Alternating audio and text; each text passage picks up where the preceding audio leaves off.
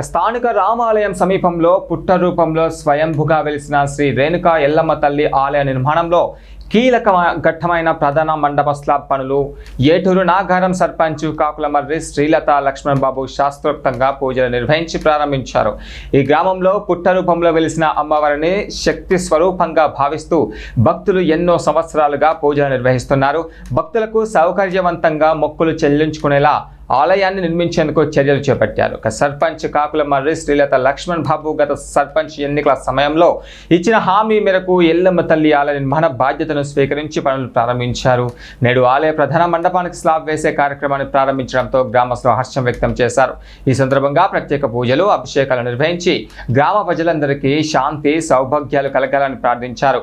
ఆలయ నిర్మాణ పనులు వేగంగా పూర్తి చేసి త్వరలోనే భక్తులందరికీ అందుబాటులోకి తీసుకువస్తామని సర్పంచ్ తెలిపారు. सूर्यादीनां नवानां ग्रहाणाम् अत्यन्तानुकूल्यता बलप्रदानसिद्धिरस्तु।